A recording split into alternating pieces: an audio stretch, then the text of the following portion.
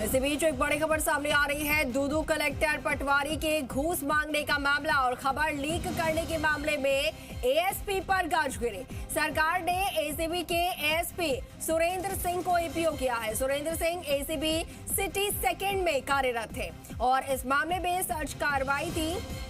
Search कार्रवाई में आपको बता दें, सुरेंद्र सिंह के अधीन एपीओ रहने के दौरान पुलिस मुख्यालय जो है वो यहाँ पर रहेगा, उनका मुख्यालय, और सुरेंद्र सिंह का मुख्यालय जो है वो यहाँ पर रहने वाला है। और जमीन घोटाले में 25 लाख की घूस का ये पूरा मामला। आपको जानकारी दे दें, इस मामले में दूदू कलेक्टर को पहले ही एपीओ किया जा चुका है। इस वक्त की बड़ी खबर आपको बता रहे हैं, एसीबी से सूचना लीक होने का ये पूरा मामला और इसमें बताया जा रहा है एएसपी सुरेंद्र सिंह को ईपीओ किया गया। इस पर ज्यादा जानकारी के साथ सहयोगी विनय पंत हमारे साथ फोन लाइन पर जुड़े हैं। विनय, एसीबी से सूचना लीक होने के इस मामले में एएसपी सुरेंद्र सिंह को ईपीओ कर दिया गया है, क्या कुछ जानकारी और क्या इनकी भूमिका रही? जी अंकुर, देखिए वाकई जिस तरह से पूरा मामला सामने आया था दूदू जिला कलेक्टर और पटवारी द्वारा 25 लाख रुपए की रिश्वत की मांग करने का, और ये जो पूरा मामला था उसमें जो एएसपी हैं सुरेंद्र सिंह वो जांच अधिकारी थे, और जिस तरह से ट्रैप की कार्रवाई फेल हुई और सूचना लीक हुई उसको मद्देनजर रखते हुए अब जो एएसपी सुरेंद्र सिंह है उन पर गाज गिरी है और उनको अब जो एपीओ है वो किया गया है। और सुरेंद्र सिंह जो एसीबी में एएसपी सिटी सेकंड के पद पर कार्यरत थे और इस पूरे मामले के जांच अधिकारी वही थे, और अब आज गृह विभाग ने आदेश जारी करते हुए उनको एपीओ किया है। वहीं इस पूरे मामले में जो दूदू जिला कलेक्टर है हनुमानलाल ढाका, उनको भी सरकार ने एपीओ किया था।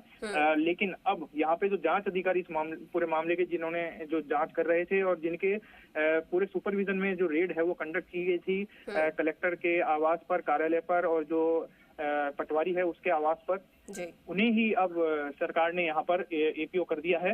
हालांकि एपीओ करने के पीछे का कारण क्या है वो स्पष्ट नहीं हो पाया है, लेकिन ये मान के चला जा रहा है कि जिस तरह से एसीबी का ट्रैप फेल हुआ और एसीबी से ये सूचना लीक हुई कि जो कलेक्टर और पटवारी हैं उनको रिश्वत राशि लेते हुए रंगे हाथों गिरफ्तार किया जाएगा, तो कहीं ना कहीं उसका खामियाजा अब जो ये एएसपी सुरेंद्र सिंह है उनको भुगतना पड़ा है और उनपे जो ये गाज है वो गिरी है। और अब देखना ये होगा कि इस पूरे मामले में अगर एसीबी की किसी और अधिकारी की भूमिका उजागर होती है तो क्या उनके खिलाफ भी सख्त एक्शन यहाँ पे लिया जाएगा।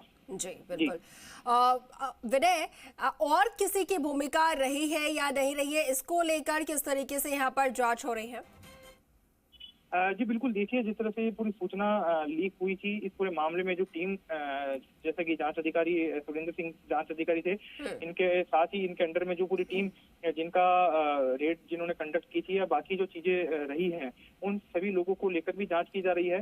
वहीं ये ट्रैप फेल हुआ, सूचना कहाँ से लीक हुई उसका जो पूरा नेटवर्क है उसको भी खंगाला जा रहा है, क्योंकि जो एसीबी ने एफआईआर दर्ज की। ठीक है विनय, आ रही हूँ आपके पास। दूसरी तरफ हमारे सहयोगी विष्णु शर्मा भी हमारे साथ लाइव जुड़ गए हैं, तो उनका मैं सीधा रुख कर लेती हूँ।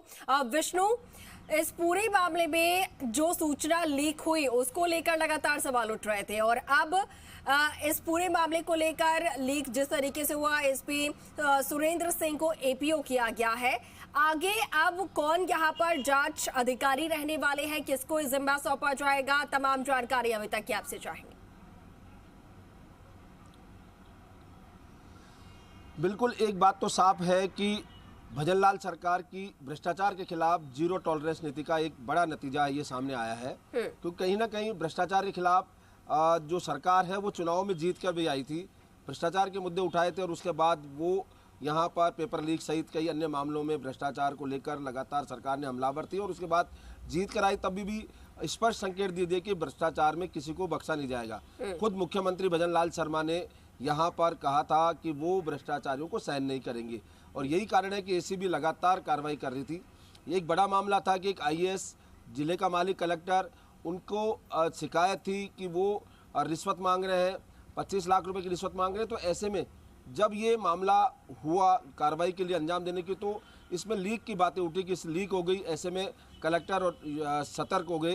तो अब कहीं ना कहीं एक बड़ी जिम्मेदारी थी कि आखिरकार किसने लीक किया, क्योंकि जब खेत ही बाढ़ को खाएगी तो रखवाली कौन करेगा। तो ऐसे में ये जिम्मेदारी एसीबी में थी, तो तय किया गया कि किस तरह से इसकी जांच की जाए। हालांकि जब तक जांच हो तब तक सुरेंद्र सिंह राठौड़ को एपीओ किया है।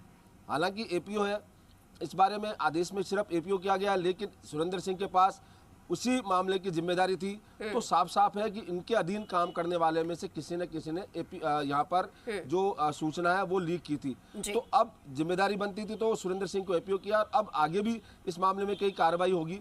बात करते हैं क्योंकि लगातार यहाँ पर जो बात करते आ रहे हैं सरकार भी कि जीरो टॉलरेंस नीति अपनाई जाएगी, और यही लगातार सरकार की ओर से किया जा रहा है क्योंकि बड़ा मामला था। तो ऐसे में अब एपीओ हो गए।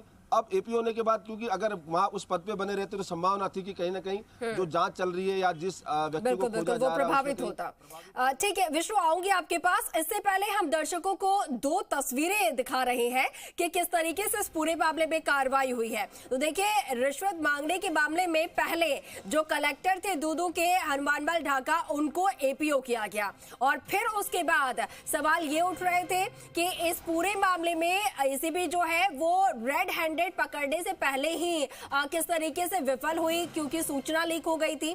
तो इस मामले को लेकर, सूचना लीक होने के मामले को लेकर एसीबी के जो एएसपी थे, जो कि जांच अधिकारी थे सुरेंद्र सिंह, उनको अब एपीओ किया गया है। तो ये दोनों एपीओ की कार्रवाई की गई है, और हमारे सहयोगी विनय जो है वो लगातार जुड़े हुए, इसके साथ ही विष्णु हमारे साथ लगातार लाइव जुड़े हुए हैं। तो विष्णु, 2 एपीओ की कार्रवाई अभी तक हो चुकी है, लेकिन इनके अंडर में जो सुरेंद्र सिंह है, जांच अधिकारी थे, इनके अंडर में किस तरीके से सूचना लीक हुई, इसको लेकर क्या जांच कमेटी बनी है और वो किस तरीके से कार्रवाई करती हुई नजर आएगी?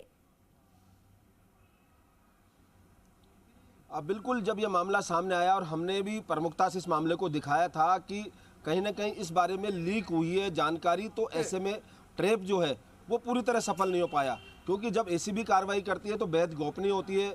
जो कार्रवाई कर रहा है अधिकारी उसी को पता रहता है, या फिर जो अधिकारी है उनको भी बाद में चल पाता है। एक बार पता उनके नॉलेज में, भले आला अफसरों से कोई बड़ा मामला होता है तो जानकारी सलाह ली जाती है और उसके बाद ट्रैप किया जाता है। इवन जो टीम कार्रवाई कर रही होती है उसको भी उसी मौके पर पता चलता है कि वो कहाँ पहुँच रहे हैं और किसके खिलाफ कार्रवाई होती है। तो ऐसे में अगर पहले ही कार्रवाई से पहले इस तरह की भनक लगना, हनुमानलाल ढाका जो है उनको भनक लगी है, तो इस कहीं ना कहीं ये मामला लीक हुआ है। और इसको लेकर तमाम सवाल उठाए गए। जी राजस्थान ने भी प्रमुखता से सवाल उठाया था और कहा था कि इस तरह से ये जो लीक हुई है ट्रैप कार्रवाई, वो कहीं ना कहीं एक प्रश्न चिन्ह भी खड़ा करती है, क्योंकि एक बेहद गोपनीय मामले होते हैं। आगे में कई भ्रष्टाचारी मामले, उनके खिलाफ कार्रवाई करनी होती है। तो ऐसे में अगर इस तरह कार्रवाई लीक हुई तो इसकी जो साख है एसीबी की, जो पिछले दिनों बनी है, उस पर भी कहीं ना कहीं सवालिया निशान लगेंगे। इसको लेकर जब सवाल उठे तो सरकार ने इस मामले को गंभीरता से लिया और इस मामले में प्राथमिक तौर पर यहाँ पर सुरेंद्र सिंह को एपीओ किया गया। तो अब सुरेंद्र सिंह को एपीओ कर दिया गया, तो अब उस आदमी का पता लगाना भी लाजमी है जिन्होंने ये खबर लीक की।